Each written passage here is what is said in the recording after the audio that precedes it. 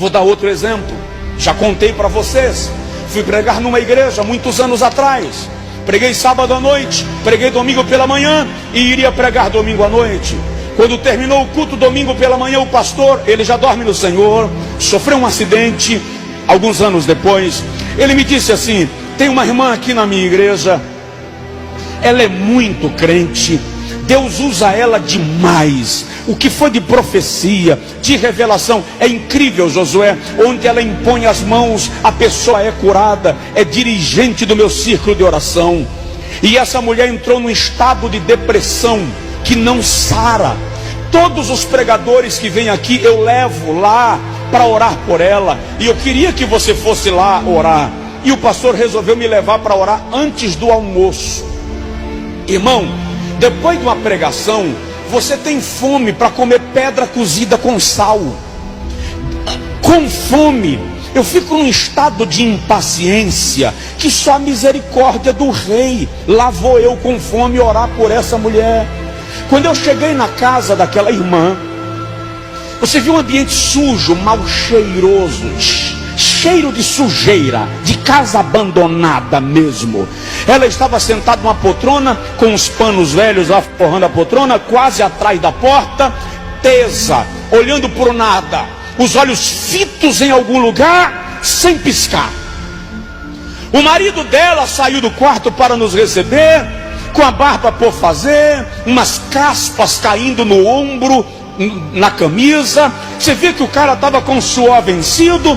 Estava um estado de abandono na casa. E o pastor disse para ela: eu trouxe o pastor Josué para orar pela senhora. E eu saudei com a paz do Senhor. Ela não respondeu. Fiz a oração por ela e fiz aquela oração cheia de autoridade: o Senhor é poderoso para mudar o quadro, a tua serva.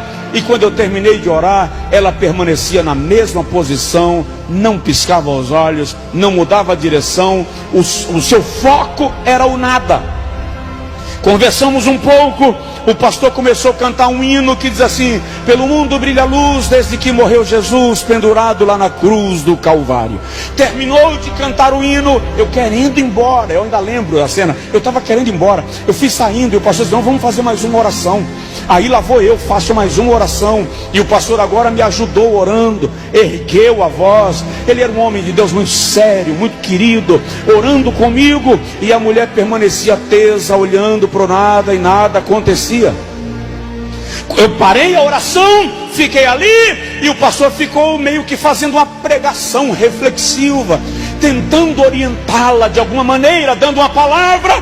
E eu me afastei um pouco e fui para o hall de entrada da casa. Quando eu estava no hall de entrada da casa, eu estava fazendo o que a maioria dos crentes fariam nessa circunstância: Deus, por que o Senhor permite isso com um servo teu? Porque isso acontece com um crente.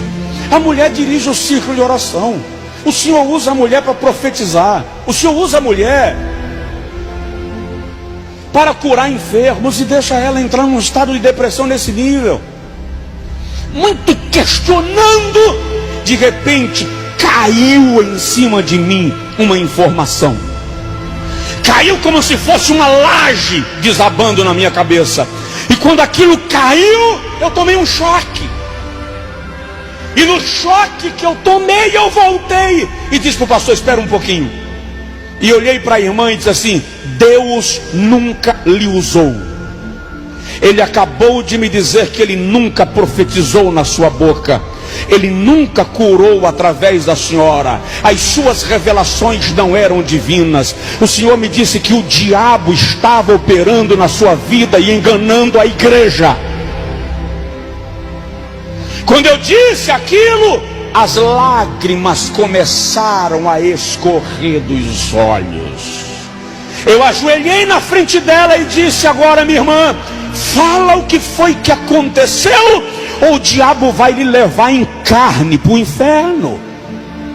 Aí ela abriu a boca, começou a tremer os lábios, mexeu a mão, e ela disse: eu queria muito ser usada por Deus. Eu queria muito profetizar, mas eu não estava disposta a viver o que Deus estava requerendo de mim. E um dia, numa madrugada, ela disse: me apareceu uma entidade maligna. E ela disse assim: e eu sabia que era um demônio. E ele me disse: eu vou lhe usar com tudo que você quer. Em troca, eu quero o seu casamento e a vida do seu filho. E ela disse assim: e eu concordei. Daquele dia em diante, ela era a profeta da cidade. Quando ela terminou de falar, eu levantei, me afastei e disse: esse assunto é com a senhora e Deus. Eu não vou orar pela senhora, eu não vou interceder pela senhora, eu vou me afastar. É a senhora quem ora. Eu vou inclusive dar uma margem de distância, porque se Deus quiser mandar um raio e lhe matar, Ele não vai me chamuscar. Se resolva com Deus. Me afastei e voltei a cantar com o pastor. Essa mulher ajoelhou e começou a clamar, e começou a pedir perdão, e começou a gritar. Ela arrancava aqueles trapos de cima do sofá velho, gemia, chorava. Enquanto ela gemia e chorava, de repente a graça de Deus tomou conta daquela sala, e ela começou a falar em línguas estranhas, agora sim, do Espírito Santo. Nós estávamos lá para discernir, e sabíamos que era o Espírito de Deus que havia recebido sua oração.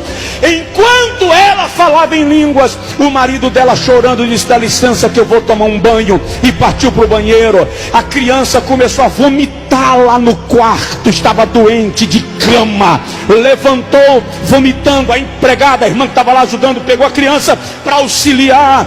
Para a honra e glória do nome de Jesus, nós fomos almoçar mais de 3 horas da tarde, mas à noite aquela família estava na igreja dando glórias e louvores a Deus.